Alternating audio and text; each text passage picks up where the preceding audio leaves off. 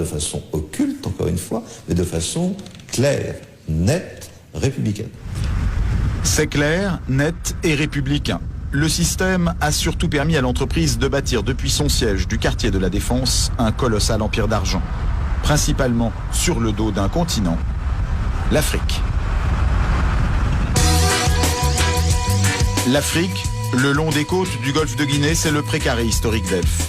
Elle représente les 2/3 de la production de la compagnie, au large du Gabon, du Cameroun, de l'Angola, du Nigeria, du Congo.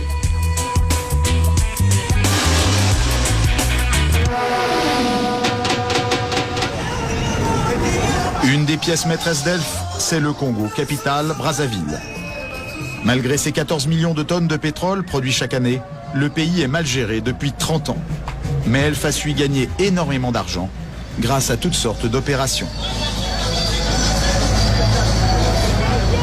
Ça commence sur les puits de pétrole eux-mêmes. Les installations industrielles sont à 600 km de Brazzaville, près de la ville de Pointe-Noire, au bout d'une des rares routes bien goudronnées du pays. On a suivi les panneaux, il faut prendre à droite. C'est indiqué. Voilà le terminal pétrolier de Djeno. C'est ici que transite le pétrole, extrait par Elf, pour son compte et celui du pays. Les puits sont en mer. Au bout d'un chemin, il n'y a rien à voir, si ce n'est quelques tuyaux qui s'enfoncent dans l'océan, derrière une grille.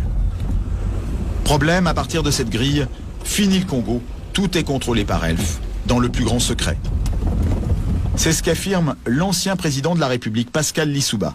Selon lui, le Congo ne savait même pas combien de pétrole était extrait de son sous-sol. Nous ne savions rien de ce qui se passe et nous n'avons même pas la quantité du pétrole qui sortait de notre pays. Nous ne la connaissions pas. Vous voulez dire que les autorités congolaises ne la connaissaient pas. Ne connaissaient pas la quantité de pétrole extraite de leur sol? Par quel moyen? Pour le savoir, il aurait fallu que les Congolais puissent se rendre ici, sur cette bouée qu'on devine plus qu'on ne la voit. Loin des regards, c'est là que les pétroliers viennent charger le pétrole. Seulement voilà, les navires sont Elf, les employés sont Elf, les chiffres sont donnés par Elf, et les autorités du Congo assurent qu'elles n'ont pas les moyens d'aller vérifier. Gilbert Songuissa a dirigé pendant plusieurs années les services de contrôle pour le ministère des Pétroles. Selon lui, c'était mission impossible ou presque. Pour aller contrôler, naturellement, il faut faire appel aux moyens des compagnies pétrolières. C'est-à-dire que vous-même, est-ce que vous aviez vos propres bateaux, vos propres hélicoptères pour pouvoir aller sur les plateformes? Non, pas du tout. Vous aviez combien de bateaux? Je vous ai dit pas du tout, donc 0 bateau. Même pas une pirogue. Au large de ces plages, des quantités de pétrole importantes auraient ainsi été acheminées sans que les officiels congolais n'en soient mis au courant.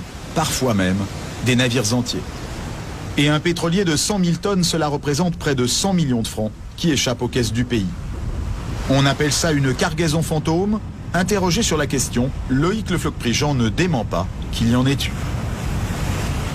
Il y a des cargaisons qui sont produites et qui n'ont jamais été officiellement.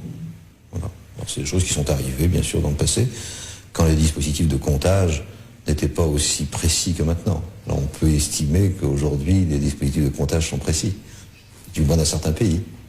Alors si je prends l'exemple quand même concret des pays africains, et notamment dans les années 70, 80, 90, est-ce que les systèmes de comptage étaient précis?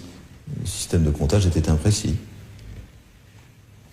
Ces manipulations, les cadres congolais du pétrole s'en doutaient, mais impossible alors pour eux de poser trop de questions à Elf. Dans sa maison de Brazzaville, nous avons rencontré Saturnin Okabé. Il a été plusieurs fois en prison pour ses idées politiques et a été écarté de la gestion du pays depuis plusieurs années. Mais dans les années 80, il a été un des grands patrons des pétroles congolais. Selon lui, il n'était pas facile de contester ouvertement l'honnêteté d'Elf et des autres compagnies pétrolières. C'était toujours dangereux de vouloir donner l'impression qu'on n'a pas confiance à tel ou tel opérateur économique. Ça, je dois aussi vous le dire. C'était dangereux. Dangereux pour la personne qui était là. Parce que c'est quand même l'affaire pétrolière, et il faut le dire, est quand même une affaire de gros sous.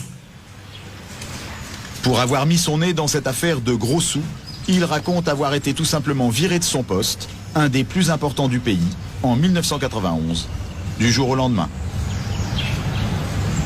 C'est quelqu'un qui m'est très confiant, qui m'a dit, écoute, demain matin ne viens pas au bureau. Ah bon? Mais demain matin, je ne suis pas parti au bureau, mes portes étaient fermées, clouées. Mais selon plusieurs responsables congolais, Elf aurait fait plus que cacher des quantités de pétrole. Jusqu'au milieu des années 90, la compagnie aurait menti au pays sur la vraie valeur de ses barils de brut. Pendant longtemps, on nous a fait croire que notre brut n'était pas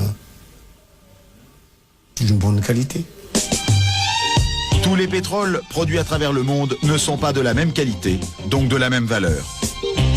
Pour le pétrole produit au large du Congo, comme c'est Elf qui le commercialisait sur le marché mondial, ces calculs se faisaient dans les locaux de la compagnie, à Paris. Des calculs très défavorables aux Africains, qui permettaient à Elf d'acheter le pétrole brut moins cher, après ce qu'on appelle une décote. Près des Champs-Élysées, nous avons retrouvé Mugunga Ngila, ministre des Finances congolais en exil.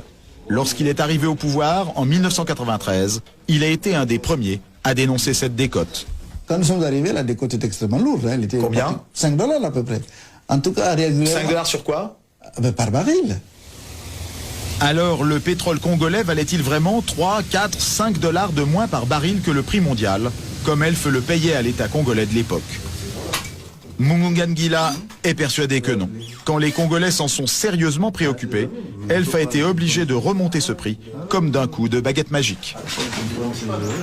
Est-ce qu'à votre connaissance, ça correspondait au prix réel auquel il était vendu in fine sur le marché? Je vous dis que non, puisque nous avons pu ramener la décote de 5 $ à 1,5 $. Ça veut dire que quelque part, il y avait 3,5 $ qui se baladaient. Alors va-t-on nous faire croire que les qualités de ce brut avaient subitement changé? Par quel miracle? Par quel miracle? Nous avons rencontré à Paris Patrick Gantès. Il a été cadre chez Elf pendant 20 ans. Il a été notamment délégué au Congo. Aujourd'hui, il admet que Elf a tiré parti sans complexe de la confiance des Congolais. Là, on a, si vous voulez, à mon avis, utilisé ou, comment dire, un peu la naïveté, je dirais, des dirigeants des pays hôtes, des producteurs. Et ce n'est pas tout. Selon nos interlocuteurs à Brazzaville, la compagnie locale Elf Congo, dont voici les bureaux, ne payait pas ou peu d'impôts. Elf Congo affirmait gagner très peu d'argent, à la grande surprise de la plupart des responsables du pays. Il y a eu des périodes euphoriques, quand il y a une période de boom pétrolier, où je me souviens dans les années 80, entre 80 et 83, vous avez eu le baril qui était allé parfois jusqu'à 40 $. Et le dollar à cette époque coûtait 10 francs. Donc on ne peut pas dire que c'est petit de l'argent dans un contexte aussi favorable. Mais en revanche, la société présentait dans son bilan un déficit. Eh oui. Eh oui. Difficile à comprendre, venant d'une filiale qui représente entre 12 et 14% de la production d'Elf dans le monde. Pourtant c'est tout simple. Les bénéfices n'étaient pas déclarés au Congo, mais en Suisse ou en France. Une idée qui remonterait au premier directeur financier de la compagnie.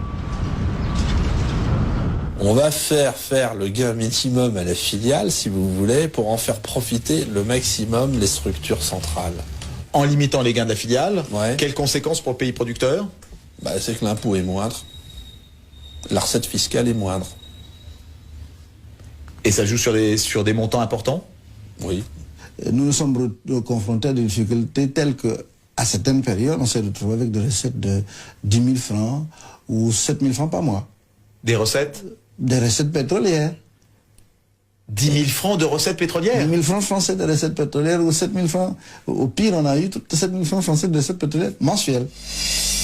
Résultat de 30 ans de mauvaise gestion et d'économie pétrolière, le pays est surendetté.